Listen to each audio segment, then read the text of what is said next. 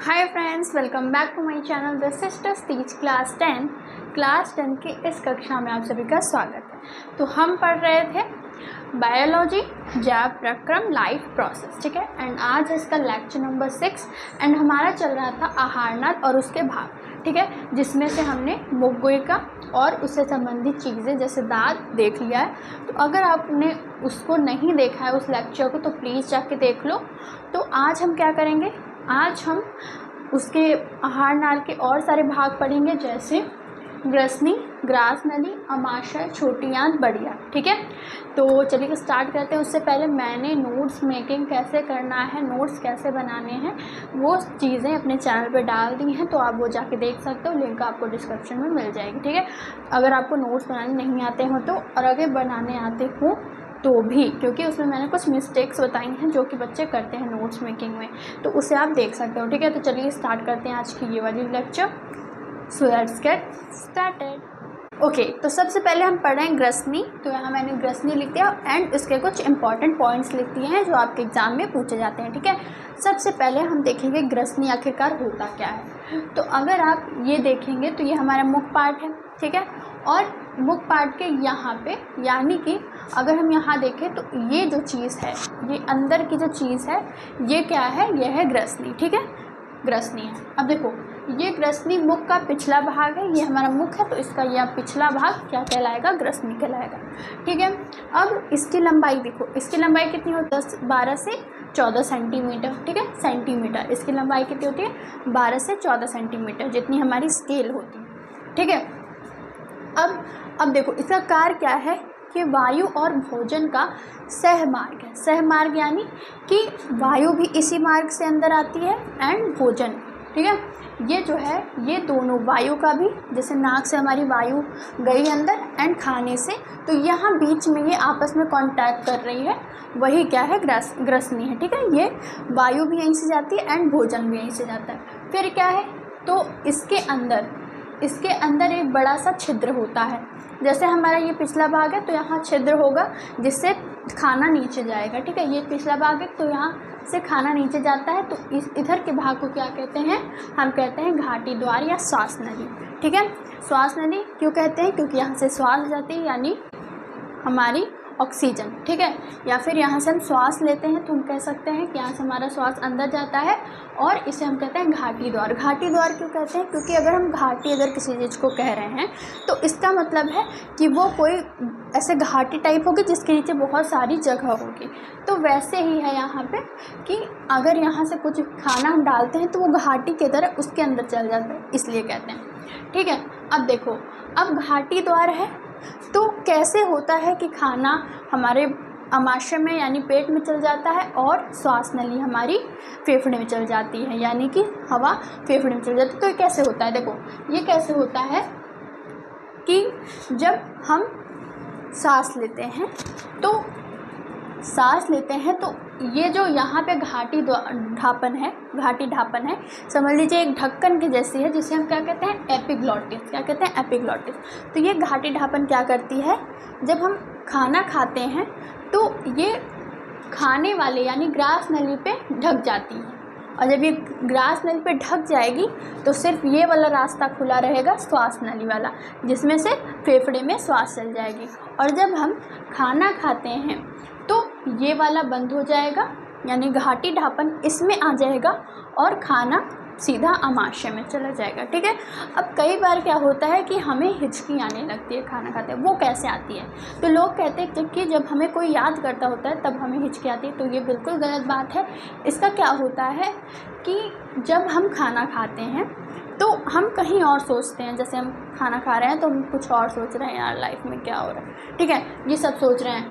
तो क्या हुआ कि हमारा माइंड समझ नहीं पाया कि आखिरकार हमें खाना खाना है कि हमें सांस लेना है, ठीक है, वो समझ नहीं पा रहा है। अब क्या करेगा वो अब हम खाना खा रहे हैं तो होना चाहिए कि जो घाटी ढापन है, एपिग्लॉटिस है, वो श्वास नली के पास आ जाए और खाना हमारा पेट में चला जाए, पर क्योंकि माइंड तो कहीं और डाइवर्ट है, तो इसलिए माइंड क्या करेगा, घाटी ढापन जो है उसको खाने वाले नली के पास ला देगा।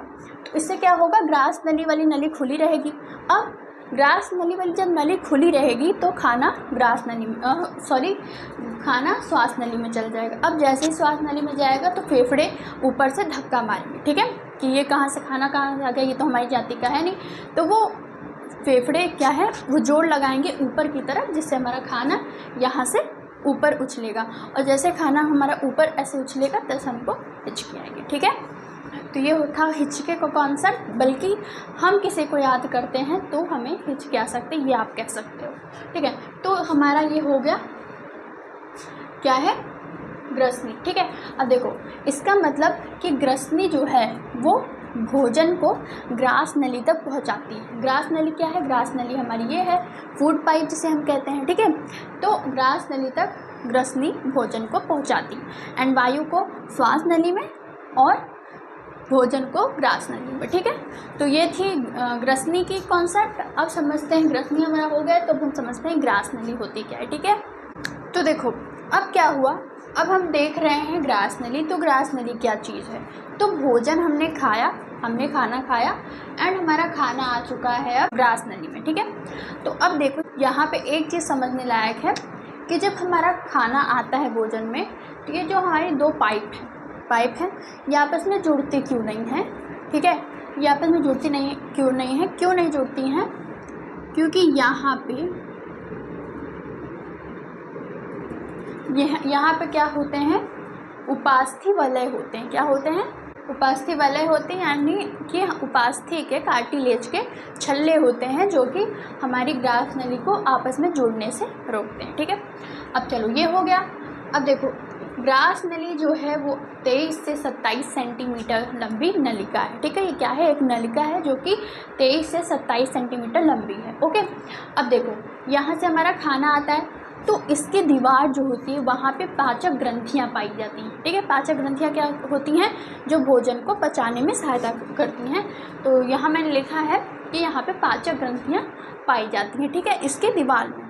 अब क्या हुआ कि अब जब इसमें भोजन जाता है तो आपने देखा होगा कि अगर हमारा पाइप होता है, पाइप में कुछ चीज़ें फंस जाती है ना, जो हमारा पाइप होता है उसमें कुछ चीज़ें फंस जाती है, तो हम क्या करते हैं, हम उसे डंडी से किसी हमारा ब्लॉकेज हुआ है उसको निकालते हैं। तो इसमें क्या होता है, इसमें तो हम अपना कुछ डंडी डाल नहीं सकते, इसलिए क्या होता है, जो हमारी ग्रास नली होती है वो स्वयं क्रमाकुंचन करती है। क्रमाकुंचन क्या होता है, जैसे कि मान लीजिए हमारा खाना आ रहा है तो ग्रास नली ऐसे ऐसे ऐसे ऐसे अपने आप को कुछ सिकुड़ेगी फैलेगी। इससे क्या होगा, खाने को नीचे धकेलने में मदद करती है। कौन करती है, ग्रास नली। क्रमाकुंचन द्वारा भोजन जो है ग्रास नली से अमाशय में जाता है। तो अब हमारा भोजन ग्रास नली से अमाशय में आ चुका है। तो ग्रसनी ग्रास नली हुआ कंप्लीट। अब हम आते हैं अमाशय पे, समझते हैं अमाशय के कार्य और इसकी संरचना, ठीक है। ओके, तो अब हम समझेंगे अमाशय को यानी स्टमक को, ठीक है। अमाशय क्या है, देखो ये एक जे आकार की, अब देखो हमारा जैसे ये एक पेट है, ठीक है, तो ये किस आकार का है, कुछ जे आकार का है। तो ये एक जे आकार की संरचना है, थैली नुमा संरचना है। जैसे कोई थैली होती है, बैग होता है, वैसे ही हमारा पेट एक बैग की तरह काम करता है, ठीक है। इसमें भोजन जाता है और इसमें भोजन का पाचन होता है आंशिक रूप से, यानी कि पूरी तरह भोजन इसमें पच नहीं पाता है, खाना जो है वो पूरी तरह इसमें नहीं पच पाता है, आंशिक रूप से इस भोजन का पाचन होता है, ठीक है। ये 25 सेंटीमीटर लंबी होती है, ठीक है।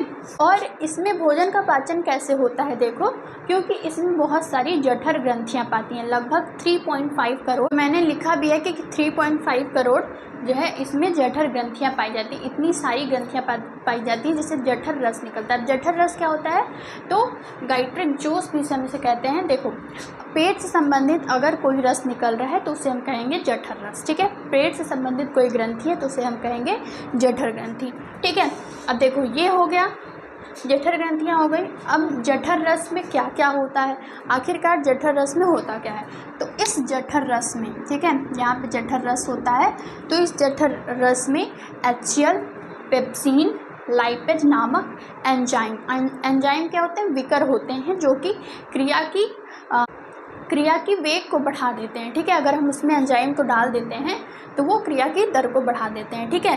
तो इसमें HCl हो गया, हमारा पेप्सिन हो गया, लाइपेज हो गया। अब देखो HCl क्या करता है, खानिक पदार्थ को तोड़ता है, ठीक है। पेप्सिन प्रोटीन का पाचन करता है एंड लाइपेज कार्बोहाइड्रेट का पाचन करता है, ठीक है। तो इसमें ये हम सब पाचक ग्रंथियों में पढ़ेंगे, अभी हम पढ़ेंगे इसी चैप्टर में, ठीक है। तो उसमें ये सारी चीज़ें डिटेल में आ जाएंगी, ओके। तो यहाँ पे भोजन का भंडारण होता है, कितने घंटे तक भोजन का भंडारण होता है, तो लगभग 4 घंटे तक भोजन का भंडारण इसमें होता है। और आंशिक रूप से यहाँ पे भोजन जो है पचता है, यानी कि पूरी तरीके से यहाँ भोजन नहीं पचता। अभी भोजन यहाँ जाएगा तो यहाँ पे उसका पूर्ण अवशोषण और पाचन होगा, तो वहाँ पे भोजन पूरी तरीके से पचेगा, पर पेट में पूरी तरीके से नहीं पचता। यहाँ 4 घंटे तक भोजन रहता है लगभग, एंड यहाँ पे उसका आंशिक पाचन होता है, ठीक है। तो अब हमारा हो गया आमाशय भी। अब हम चलते हैं अपनी छोटी आंत की तरफ, ठीक है। तो छोटी आंत में जाने से पहले आप इसका स्क्रीनशॉट लीजिए, क्योंकि मैं इसको इरेज करने जाती हूँ, तो प्लीज़ टेक ए स्क्रीनशॉट।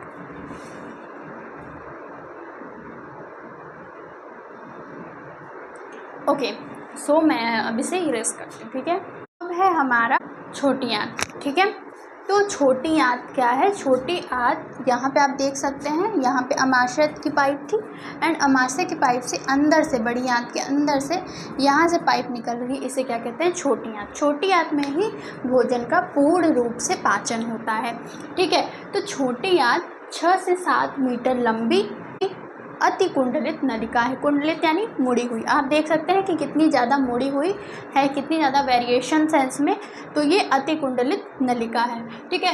कितनी लंबी है, 6 से 7 मीटर। अगर हम इस नलिका को खोल के देखें तो ये 6 से 7 मीटर लंबी नलिका है। और यहाँ पे क्या होते हैं, यहाँ पे भोजन का पूर्ण रूप से पाचन होता है। और ये 2.5 सेंटीमीटर यानी 2.5 सेंटीमीटर चौड़ी होती। तो जैसा कि मैंने बताया, पाचन अवशोषण केंद्र, यानी कि यहाँ पे पूर्ण रूप से पाचन होता है भोजन का। और इसी छोटी आंत में विल्ली यानी रसांकुर पाए जाते हैं। रसांकुर क्या होता है, अंगुलित संरचना होती है, आप देख सकते हैं अंगुलित संरचना है। और इसका कार्य क्या है, इसका कार्य है अवशोषण की सतह को बढ़ाना। इसका मतलब कि अगर मान लें कि 1 मिनट के लिए हम छोटी आंत में से सारे विल्ली को निकाल दें, बिल्ली नहीं बिल्ली, ये क्या है, ये है रसांकुर, ठीक है।